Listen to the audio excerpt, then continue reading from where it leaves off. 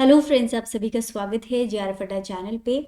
मैं प्रियंका, आपकी life science educator, आज आपके साथ डिस्कस करने वाली हूँ सीएसआईआर नेट फरवरी 2025 का एग्जाम। जो बच्चे टारगेट कर रहे हैं लाइफ साइंसेज के अंदर, उन्हें कौन कौन सी यूनिट्स बिल्कुल भी मिस नहीं करनी है, मतलब उनका रिविजन और उनके लिए जो पर्टिकुलर प्रीवियस ईयर क्वेश्चंस की प्रैक्टिस है ये बहुत मस्ट है, इनको बिल्कुल भी स्किप नहीं करना है। सो सिंस अब हमारे पास में 20-25 दिन का टाइम बचा है और इस टाइम को आपको यूटिलाइज करना है मैक्सिमम कुछ पर्टिकुलर यूनिट्स को अच्छे से टारगेट करके।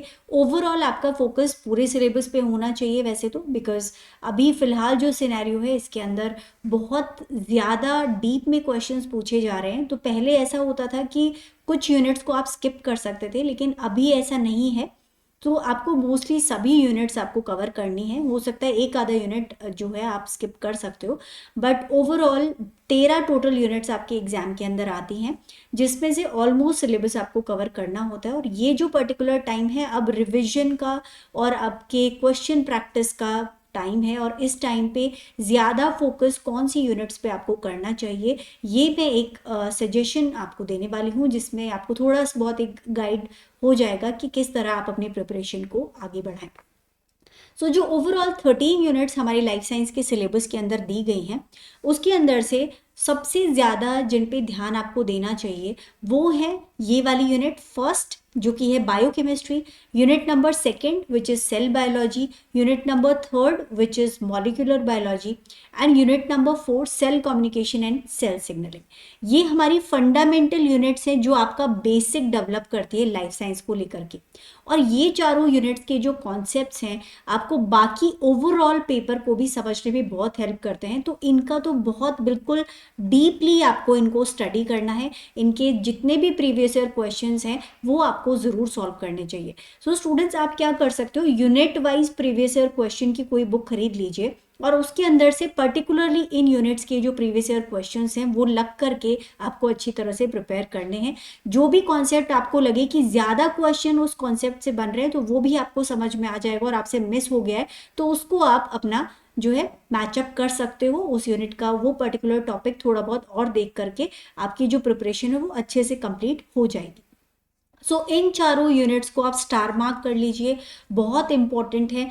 इन चारों को अगर आपने अच्छे से समझ लिया, अगर अपना बेसिक जो फंडामेंटल है वो अच्छे से क्लियर कर लिया, तो ना कि सिर्फ इस एग्जाम में आपको ये काफ़ी हेल्प करने वाले हैं, बल्कि इसके बाद भी अगर आप पीएचडी करना चाहते हैं, रिसर्च में जाते हैं, चाहे आप असिस्टेंट प्रोफेसर की प्रिपरेशन कर रहे हैं, चाहे आप बॉटनी से हैं, जूलॉजी से हैं, जिस भी सब्जेक्ट से हैं, ये चारों यूनिट्स हर जगह आपका साथ देने वाली हैं। और ये जो डीप स्टडी है आपके हमेशा काम आएगी being a life science student.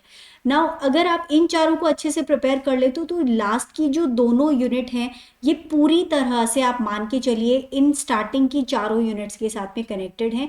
जो भी टूल्स एंड टेक्निक से रिलेटेड क्वेश्चंस पूछे जाते हैं, जितने भी प्रोसीजर्स हैं या जो भी अलग अलग मेथोडोलॉजीज यूज़ की जाती हैं, उसमें कहीं ना कहीं इन चारों यूनिट्स से ही, चाहे आप मॉलिक्यूल्स की बात कर लो या फिर आप किसी तरह के एंजाइम्स की बात कर लो, इनको आपको इंटरकनेक्ट करके ही इन क्वेश्चंस को सॉल्व करना है। स्टूडेंट्स, ये चारों अगर आपने कर ली तो ये दोनों यूनिट्स भी आप मानो आपके लिए करना काफ़ी आसान हो जाएगा।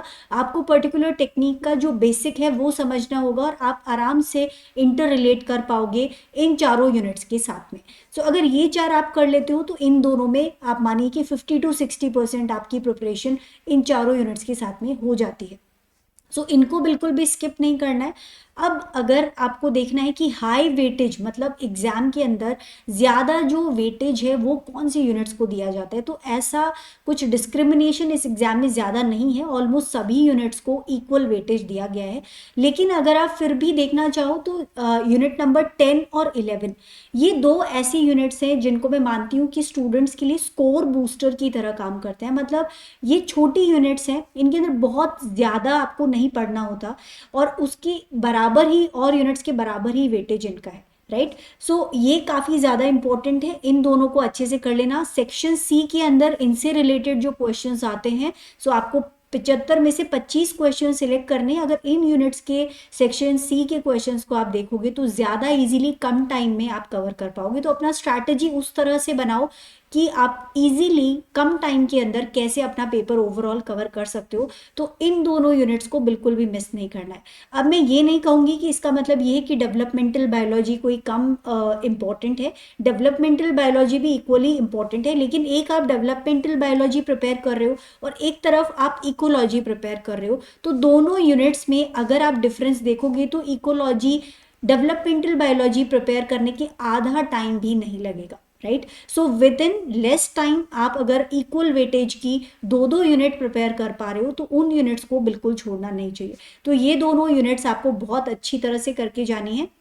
नाउ कौन सी यूनिट है जिसको आप स्किप कर सकते हो, तो मैं आपको ये सजेस्ट करूंगी कि या तो डाइवर्सिटी ऑफ लाइफ फॉर्म्स, क्योंकि काफ़ी कॉम्प्लिकेटेड सा यूनिट है, काफ़ी सारा डाटा है इसके अंदर। अगर आपने पहले बहुत डीप में क्लासिफिकेशंस और जो पर्टिकुलर डीप के अंदर प्लांट्स का और एनिमल्स का जो क्लासिफिकेशन या जितना भी उसका आप कह सकते हो एनाटॉमी वाला पार्ट, और वो सब आपने नहीं देखा है, तो इन यूनिट्स को आप बेसिकली इस पर्टिकुलर यूनिट को आप स्किप कर सकते हो, ठीक है। सो ये एक ही यूनिट ऐसी है जिसको मैं सजेस्ट करूंगी कि आप स्किप कर सकते हो। बाकी इनहेरिटेंस बायोलॉजी बहुत इंपॉर्टेंट है, इससे रिलेटेड क्वेश्चंस भी जैसे मैंने इकोलॉजी इवोल्यूशन के लिए बताया काफ़ी इजी क्वेश्चंस आते हैं और आपके लिए स्कोर बूस्टर की तरह ये यूनिट भी काम करती है।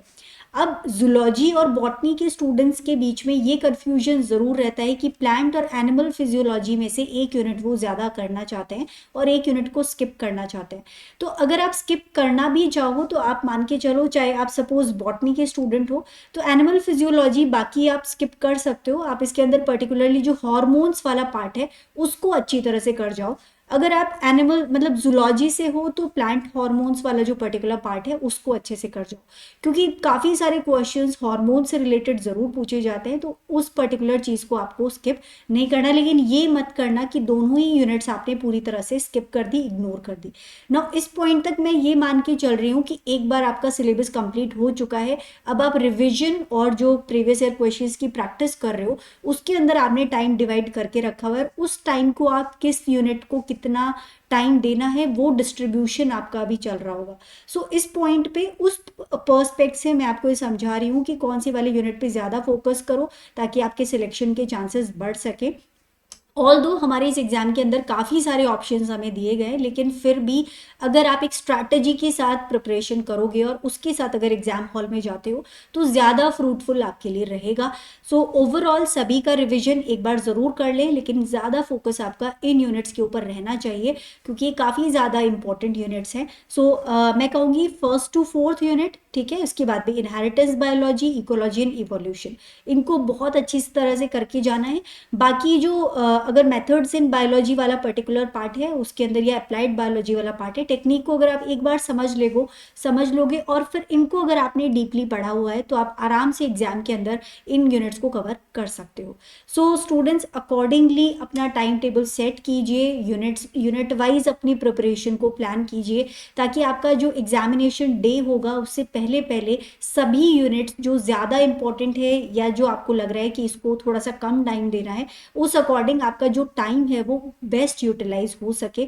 जो यूनिट्स आपकी बहुत अच्छे से पहले से ही प्रिपेयर्ड हैं उनको आप थोड़ा सा कम टाइम दे सकते हो, और जो बाकी ये यूनिट्स है जैसे बायोकेमिस्ट्री में स्टूडेंट्स को काफ़ी प्रॉब्लम आती है और उसको स्किप करना चाहते हैं, लेकिन ये गलती बिल्कुल भी मत करना। बायोकेमिस्ट्री बहुत ही इंपॉर्टेंट यूनिट है और इससे रिलेटेड क्वेश्चंस काफ़ी पूछे जाते हैं और इससे रिलेटेड जो पर्टिकुलर कॉन्सेप्ट है वो बाकी यूनिट्स में भी कहीं ना कहीं आपके ज़रूर काम आएगा। तो इस यूनिट को बिल्कुल स्किप नहीं करना है, इसके सभी क्वेश्चंस को बहुत डीपली अच्छी तरह से समझना है। अगर क्वेश्चंस को समझोगे तो आपको कॉन्सेप्ट भी समझ में आ जाएगा।